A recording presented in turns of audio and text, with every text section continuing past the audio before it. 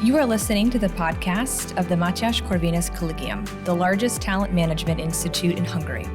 If you want to know more about our mission, please look up our English website at mcc.hu/en or check out our Facebook, Instagram, and Twitter channels. For interesting articles and analysis of our professors, external contributors, and students, look up our knowledge base at corvinec.hu/en. My name is Luke Larson, visiting fellow here at the Mathias Corvinus Collegium, and I'm joined today by the director of the Konkoly, Thege Miklós Astronomical Institute, Róbert Szabó. He is a practicing Christian in the Hungarian Reformed Church. And Robert, thank you so much for joining today. Thanks for inviting me. It's my pleasure. So as a man both of faith and science, I'd be curious to hear your perspective on the conflict or so-called conflict between faith and science. I think a lot of people have this idea that there's a conflict between the two. And as a scientist, how do you see that playing out? Yeah, that's an excellent question. I think there is no actual conflict. That's my view, but it took a while. So it was a long road to realize that, and that's kind of a question of where are the limits. So in one sense, as a scientist, I see the limits of the scientific method, and in the way how we understand the whole universe or everything around us. But there are limits, and that this is the limit of the human knowledge. And that's, as a scientist, what we can do is answer questions like how things work, usually, how things work according to the laws in the nature. And that's pretty successful in the sense that you can predict events like solar eclipses, lunar eclipses, things like that with a very, very high precision. You can even go back and see if there is a mention in the Bible or in any other ancient texts of a given astronomical event. Then you can date it to the second, or you can say not only the day but also the hour, the minute, and the second, or even better. So this kind of predictable things work in the universe, and this, to some extent, to a large extent, is something that we can explore, we can understand. So that's the question, how things work. But when someone goes to more personal questions and wants to go to see look behind this kind of curtain or the limits of the human knowledge, and wants to understand reasons, and you ask the question, why this whole universe became existent at all, then that's where science fails, and then that's where you can find answers elsewhere, as in the Reformed Church, in the Presbyterian Church in Hungary, we learn about that. So so there are several ways as God declares himself, and one thing is nature, another thing is history. But of course, there's the Bible. That's where you can see the holy text, and that's and in Christ, of course. So there's a written text, and there's the God who became a person, became a human being for you. So that's where when you disentangle these kind of questions and ask clear questions, then I think there's no conflict. If you want to understand how your mobile phone works, or how law of physics works from the Bible, then you will fail again. So that's how you ask questions. So you have to be clever enough, and I think God is made. You can make choices, and you are free to make choices, and God allows you to know a lot about the universe, about physics law, and everything that governs the universe, and He also declares Himself very clearly in the Bible as of the work of salvage, and how Christ is related to God, and all these kind of things. So when you have a personal question, then you go to the Bible. If you wanna, I don't know, have green fuel, then you would do something else. Right. What is the difference between the how and the why question? I think maybe an objection some would have is, well, actually, it's only how questions. It's only atoms bumping into each other. And if you understand the how, if you understand how things come to be, then you understand everything. What is the why question? So how I see it is, for Hungarians, it's really easy, because that if you go to to Madach's famous work, that's the tragedy of human. I don't know exactly the translation. The tragedy of man. That's the tragedy of man. That's you see things like that, but that's the mechanistic view of the universe. That if once it's created, it will go forever. So I do think that the natural laws are universal in a sense that they work, and God doesn't necessarily has to intervene or change things, because that's in most of the case. I would say that it's perfect in the sense that it was created, but there are miracles. For example, you can have personal miracles. You see, you read miracles in the Bible, and some of them might be explained by natural laws. Some of them might be allegories and not word by word things. When the sun stopped, that also can be traced back to a solar eclipse. When people were fighting and it seems that the sun stopped, that was exactly the thing. You can date this exactly.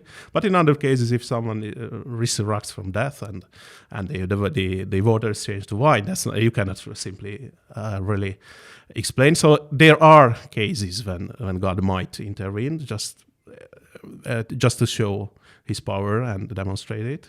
I do believe that.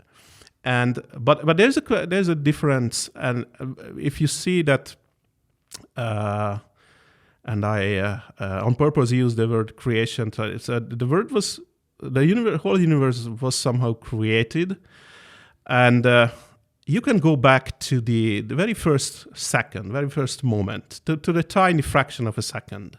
Until that point, we can now describe, by using laws of physics, the whole universe. We cannot really go to the 0 point, but pretty nicely after the first second, everything is quite clear, and everything happened just like as was imprinted or imposed by the natural laws. But if you ask why this whole Big Bang, whole explosion happened, what was the purpose behind that? If there's a purpose, of course, some people, it depends. Some people who are not Christians or are atheists, they say that was by chance. They are by quantum fluctuations and things like that. But still, there is a begging question that why this whole thing happens. I go back to these kind of things, and you do think that there's a divine logos behind the whole creation. Then you have to ask different questions. Mm-hmm. And I think a lot of people are not aware that even the Big Bang theory itself was formulated by a Christian, by a Catholic priest, actually, Father George. Right. Yeah. Yes. That's kind of. It depends on the individual. Where are your limits? So how far away can you see? But at the end, how trained or how experienced scientist you are, then anyway you will bump into limits. So you can go that far, to some distance, but then the human knowledge will just stop or fail to work. That doesn't work that you cannot push the limits. You can, but of course, just as an example, if you believe that the Earth is only 5,000 years old, then your limit is there. If you are more into meteoritics and you are a geologist and you don't believe 5,000 years, but the whole solar system should have been here for more than 4.5 billion years, then still how this whole thing was formed and what happened before that, then you still don't know. But then the limits are somewhere else. And I feel especially privileged as a scientist, as an astronomer, that today with the current instrumentation, telescopes and instruments and everything, you can actually, we are privileged to see a lot of things that are described in the Bible in a very, very vague way, or very, very symbolic way. So how the earth was created, how the universe was created, and if you go back to the Genesis, the first book of Moses, then you will see that it's not about how these things were exactly done or created. It's all about the logos. It's all about the purpose. That's all about the background, divine love. So if you want to go into technical details, then you would write the Maxwellian equations. That's how I've seen the physicists, the students have a funny T-shirt, and then if God says that there should be light, then you write the Maxwellian equations. That's how it works. But you don't have to understand that deepness physics. But then you will have limits somewhere else, much closer to you. So it's about limits, but nevertheless, you can be a Nobel Prize winner. You still will have your own limits, and you still might believe in God or not. It's an interesting question. And are there any ways in which your study of science has strengthened your Christian faith? That's a good question. I think I was amazed when I realized that we do see these kind of things when we were maybe 30 years ago, when I was a university student, or even 40 years ago in my family, when we were discussing such kind of things, and I had no good arguments. I was interested in astronomy and the physics and mathematics very early on, but no, that's what I just mentioned before, that we can actually see how other solar systems form. And that's such a big thing. I think that's really a privilege. That's really something. So 30 years ago, when I was a university student, we knew only our own solar system and the planets in this solar system. 8 planets, from Mercury to Neptune. Pluto was demoted in the meantime, but whatever. So that was the only one. Everyone knew or wondered whether there are other solar systems. And now, in 2023, we know more than 5,000 extra solar systems, so other solar systems with distant planets orbiting distant stars. So that's changed a lot, and also about the universe. So in most of the cases, that was kind of a philosophical question: how this whole thing became existent, and how. Another question, which is also looks like a philosophical question, is whether we are alone in the universe, or are there other life forms anywhere.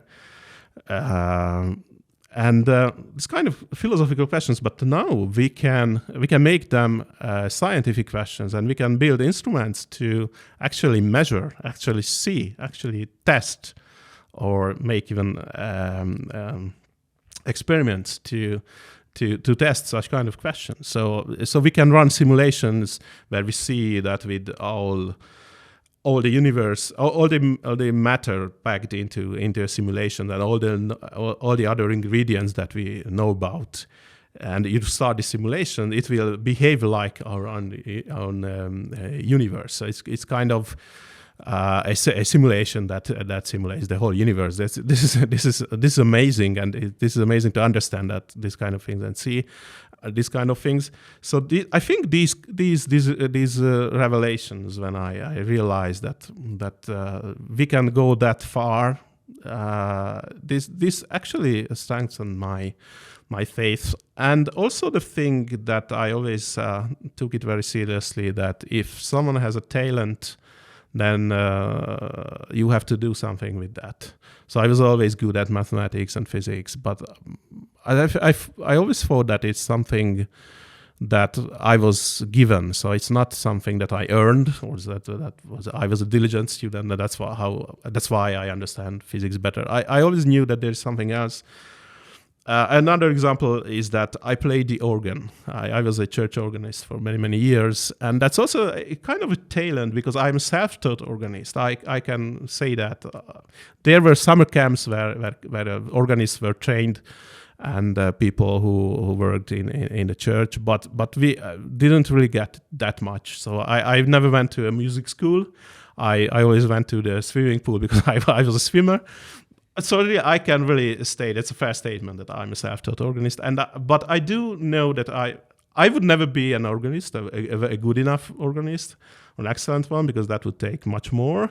But I could say that I am actually above the average, but that's again not something that can be, I don't know, I can be proud of, because that's also a talent, and then I try to do something with it. I have no time now to regularly play church organs, but I do have a small digital organ at home, and I have a YouTube channel, and I record some mostly choral preludes. So that's also very interesting. So I was always interested. These are the organ pieces that are very close to my heart. So not only the fancy toccatas and the preludes and fugues and whatever. I love all those, but the choral preludes that have a biblical text, lyrics, and has to do something with the Reformed Church melodies or Bach melodies. Or the Lutheran churches. These are very close to my heart. Somehow I think music and astronomy in some way kind of fit together, because it seems to me like astronomy is one branch of science that really engages the emotions, or it engages your philosophical mind. And I think when people look up into the night sky, they see the stars, it inspires awe and wonder, maybe thanksgiving for God's creation. But I think on the other side of the coin, it also can produce a feeling of insignificance. Maybe it's best put by Carl Sagan, who said that we just live on a pale blue dot. The Earth viewed from a distance is just this tiny little dot, and everyone that you love, everything that you know, all the religions of the world, they all took place on that dot, which I think is very... it's contrary to the Christian message, which is that our life has great meaning and significance. So, as an astronomer, how do you view that question of our tiny little, the tiny little space that we take up in the universe?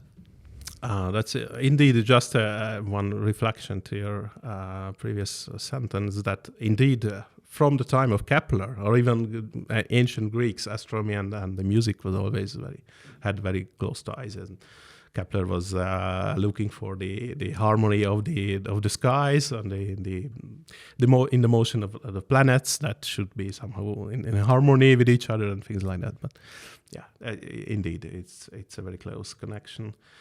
How I see the insignificance and this pale blue dot thing, I think it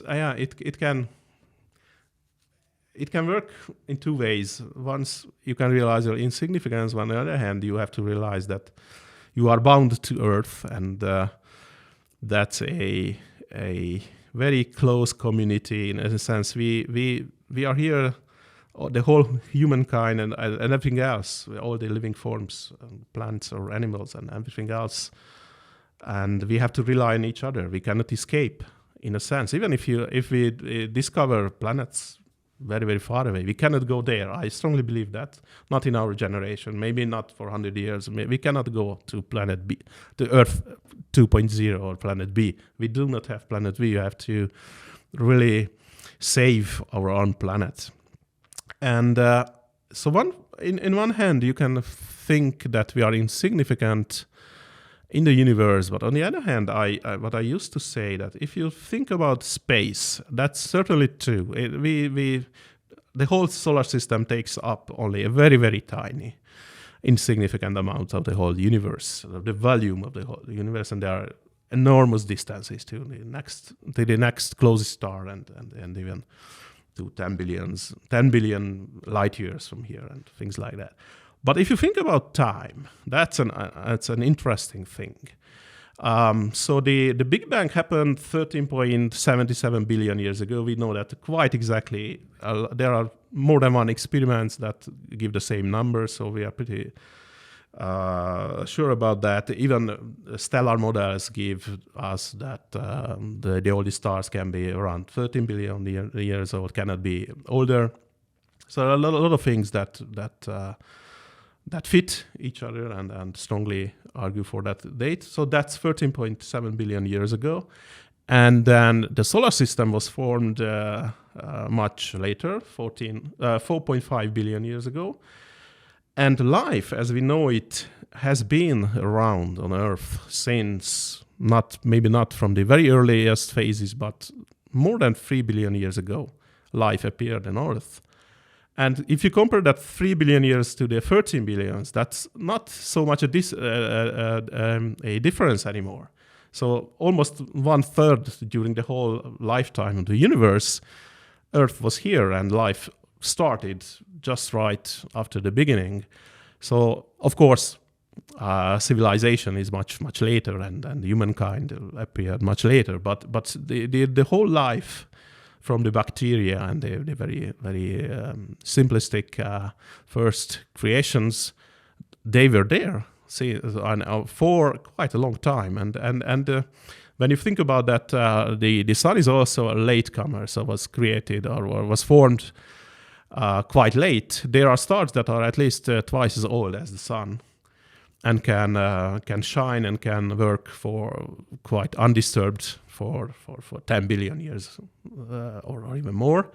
Then you can think about other planetary systems, and we do know such systems where there are planets, Earth-like planets, rocky planets, where you can stand on their surface, and they are at least twice as old as our Earth. So it's a mind-blogging thing to think about that there might be other places where there might be life. So that's the only thing right now that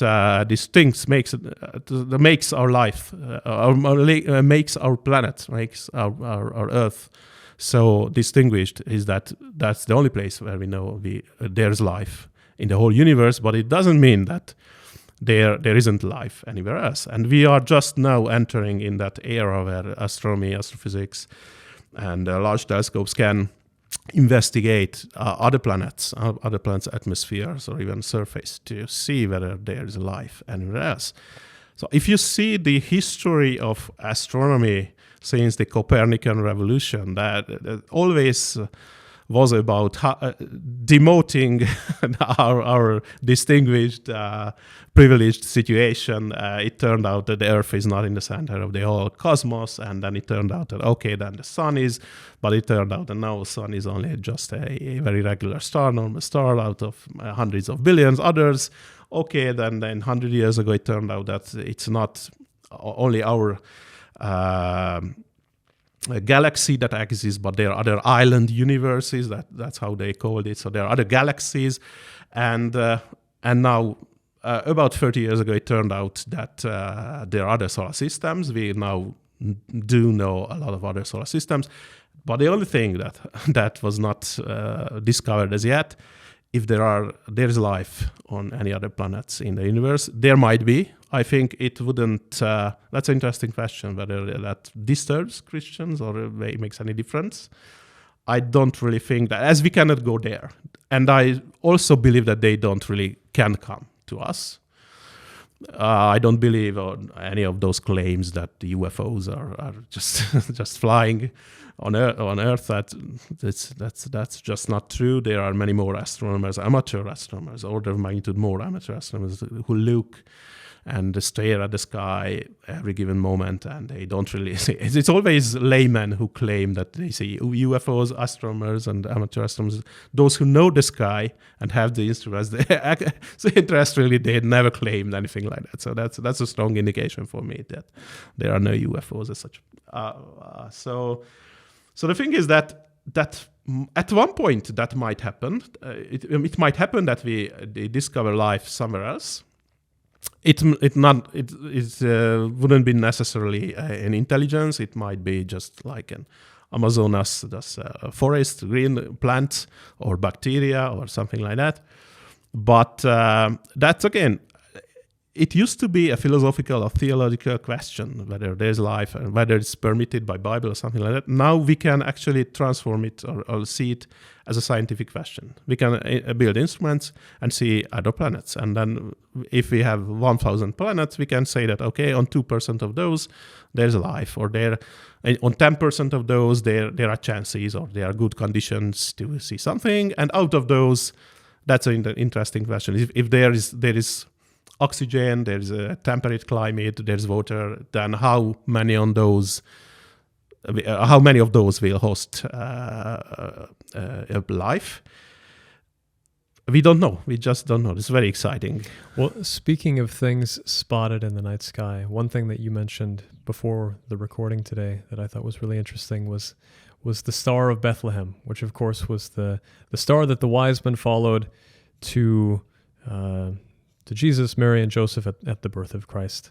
And you mentioned some interesting things that astronomers have found or theorized about this star. What can you tell us about that? Yes, exactly. So we strongly believe, and I'm convinced that was a real thing. So it was not a new star in the sense that there are new stars, and we call them novae or supernovae, that those exploding stars. We call them new stars, or they used to be called new stars, and that's the name from Latin in nova, star, which is a new star, because they were invisible, and then there's a huge explosion, and that's what you discover. But it was a new star, not in that sense, but in another sense, and that's when anyone can have a free planetarium program on the computer or even on a cell phone, and then you can just rewind the time and see that roughly 2,000 years ago, a little bit earlier, it's not exactly at zero, but 4 years before that, there was an interesting event when the Jupiter and the Saturn were very close to each other, actually 3 times during 1 year, and that has that at that time astronomers who were half astronomers and half astrologers, they believed in astrology. So that was kind of the same thing at that time. They knew the sky, but they also thought that different celestial bodies in different constellations have different meanings and has an influence on the human life or human race or on the outcome of a war and things like that. Of course, we do not believe in that anymore. But the interesting thing is that how I see it is that God can transform message via this kind of events on the sky to those who do believe that. So, for example, this one, I think Kepler was the first astronomer who thought that this Jupiter conjunction of Jupiter and Saturn can be the star of Bethlehem, because it happened. It's a quite rare event in the sense that in the same constellation it happens only every 864 years or something like that. So it happened between Christ and between us 2 or 3 times, but that's quite rare. And the Jupiter was thought this is a royal star, so that's if that can herald the birth of a king. The Saturn was the star. It's a planet, but it was called the star of the Jews. So it somehow had to do with the Jewish people at that time. And the whole thing happened in the Pisces, so in the fish constellation, which has also a very deep meaning for Christians. That was also. The early Christians, they had the Ichthus sign, the fish. So so that was the constellation that was associated with Christ. So for that, if you put everything together for a wise man coming from Mesopotamia, where they had a very very very developed astronomy and also astrology, that was exactly the meaning that the Christ, the King, was born in Judea, and then they follow the star and find him. It's also very interesting. So it happened 3 times. Because they are some kind of loops that these 2 stars get close to each other, so very close. So they get very close to each other 3 times, and then in the between the distance was a little bit bigger. So we can reconstruct that when this thing first happened. That was early spring in Mesopotamia, but then they didn't want it to travel 6 weeks on camels during the summer, but it happened again, I think, during the summer and then also in the autumn. And then that's when they reached Jerusalem and then went to Bethlehem. And the thing is that if we reconstruct this whole thing, in which constellation, what happened, and what could they see, it's very interesting that we have a very dim, fuzzy glowing that we call the zodiacal light that can be seen only from very dark skies. That's actually the reflection of sunlight from the dust in the solar system. So it's kind of a disk, but what you see is a wedge-like, very faint glow. And if we reconstruct the position of the planets, Jupiter and Saturn, it turns out that they were sitting on top of this wedge. So it looks like there's a reflector, a celestial reflector, just showing the way to Jerusalem, and exactly the right position if you reconstruct everything. So the Bible actually. The description of this whole event is very, very accurate. It's surprisingly accurate. So we can reconstruct, and it was in the same direction. That's what they saw. That's when they got to Jerusalem, and then when they went down to Bethlehem. So it's very exciting. So it's kind of a real event, and the Bible has a very, very accurate description of it. Yeah, that is really incredible. Maybe for the last question, obviously there are atheists who have this perspective of a conflict between science and faith. But I think sometimes, too, there are Christians who maybe, if only subconsciously, also have that sense that there's kind of a conflict between science and faith, and they're maybe hesitant or worried about science because of that. What would you say to a Christian with that perspective? So I would say, what I think about this is that God created us with a free will, in the sense that we are free to use our intelligence, intelligence, I would say, to comprehend the world around us, and in that sense, so this is very important to understand that this is things that might help you. So, for example, if you are ill and you don't believe in science and you want to go for an operation or you don't get the medicine, then you can die. But on the other hand, how I see it, God gave you, in most of the cases, so of course there are some diseases that cannot be cured at that time, but most of them can be, and we have good tools and good medicines to do that. But if you don't take them because you are afraid, then it's not up to God to save you. So there's even a joke. Maybe it's not appropriate, but if there's a huge storm and a lot of water, and the guy climbs up to the roof of his house, and there's a rescue boat coming, and he refuses to say it because he says that God will save me.